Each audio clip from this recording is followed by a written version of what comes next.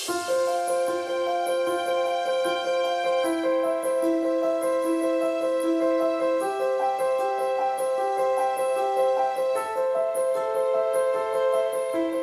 we are at the Kenzie Center, and today we are going to hand out some Kenzie cases to some very special kids.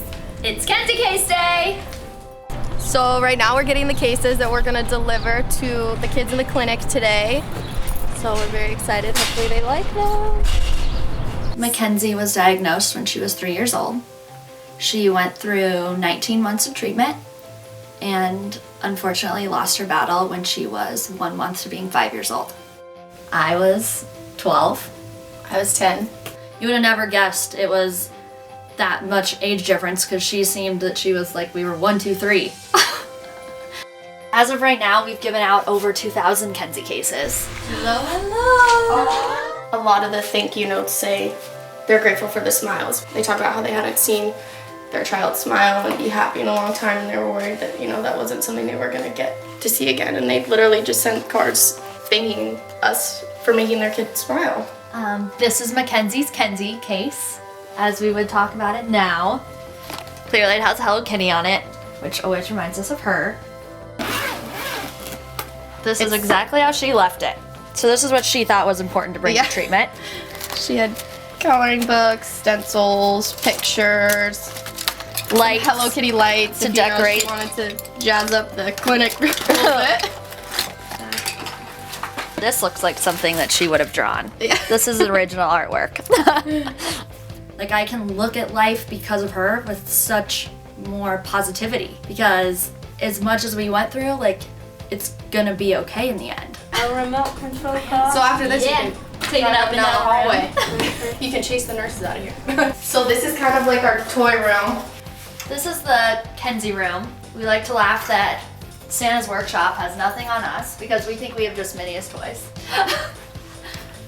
I think it definitely, when we pack the cases, we always have her in mind. If you look around, you'll notice a lot of things are Hello Kitty. And that's kind of our go-to because she loved Hello Kitty, so we kind of assume that everyone loves Hello Kitty then, obviously in that age, so. I feel like she's a part of everything that we do. And being around the clinic, you know, there's definitely a lot of memories that bring back, like some things that are hard to think about, you know, when you walk by an isolation room, you're like, wow. The day that we found out Mackenzie had cancer, I mean, it changes the rest of your life. Once you've seen the other side of it and like what these kids go through, it honestly changes everything. And then it's perfect because when you come in for treatments and stuff, you can take your bag and you can put some stuff in there and bring it with you, so then when you're here you always have something to do. Yes. I know that's what she would want, and I feel like if she were here, that is something she would do. She would want to help the kids that went through what she did. So I would like to think that we're making her happy by doing that for her, because she can't do it herself.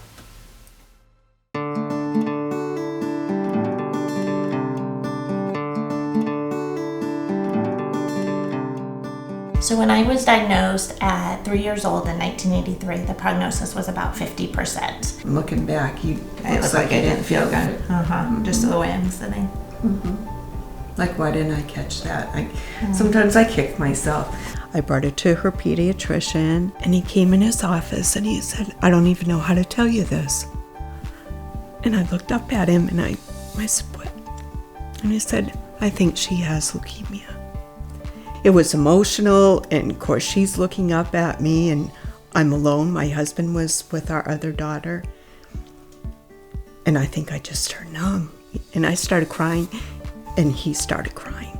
I had Amanda in my arms, and she knew something was wrong. And she goes, I'll never forget it. Amanda looked up at me and said, Mommy, am I going to die? And I just looked at her and I said, no, Amanda, you're going to be fine. This is about a month after you started your treatment. Your hair was falling out. Why didn't you ever cut it? I don't know. I don't know why I didn't cut it. I don't know. Elsa didn't care. She loved you still. Oh, that's good. When she was going through her treatment, she kept saying, I want to be a nurse. I'm going to be a nurse like Jackie. Jackie was one of her oncology nurses, and she just loved her. They connected right away.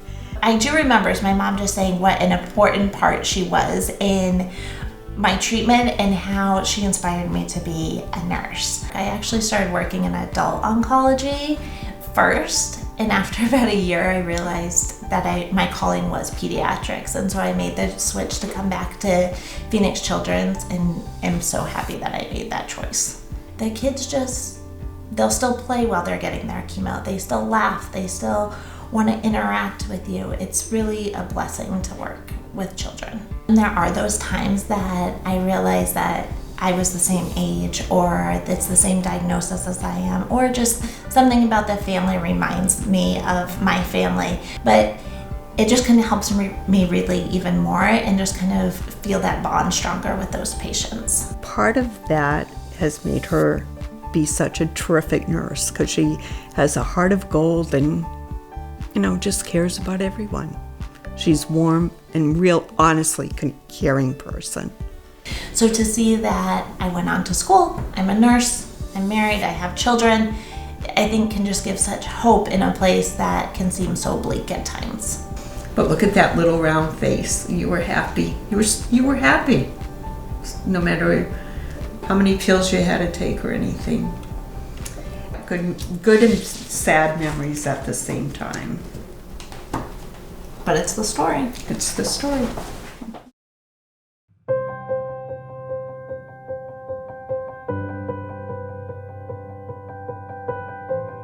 Ronan really didn't have any symptoms. By the time we found his cancer, it was already stage 4 cancer, and the only symptom he had was his little left eye started to look droopy. So I took him into my pediatrician, and she thought that he had a sty in his upper eyelid. So I then took him to a pediatric ophthalmologist. Ronan had a huge tumor in his abdomen, and then it had metastasized all the way up into the left orbit of his eye, which is why his eyelids started to droop. And stage 4, it was in every single part of his body, down to his, little fingertips. And this was right after Ronan was diagnosed. So this was after his surgery. His little left eye, you couldn't tell, it was all black and blue. But he just kept that little brave smile on his face.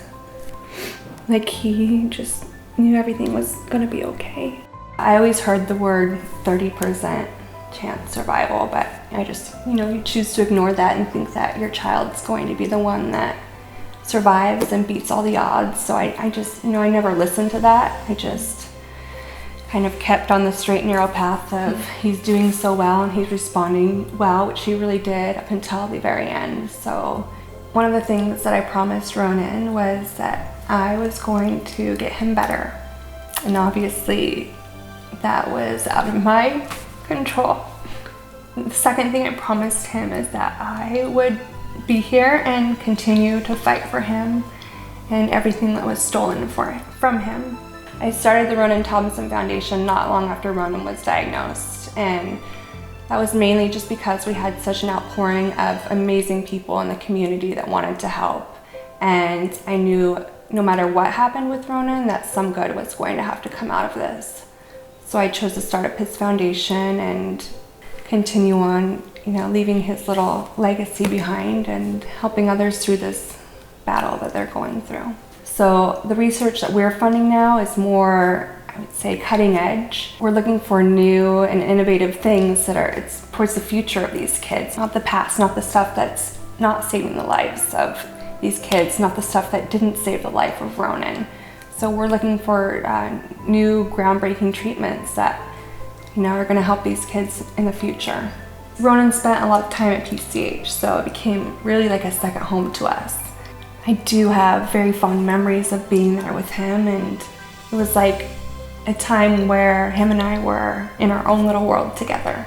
And I look back now and it was, one of the most beautiful moments of my life was being there with him, going through everything with him, kissing that little bald head of his, and it was something that we really went through together. And I drive past that hospital so much and look up at it and think I would give anything to be back in there with him.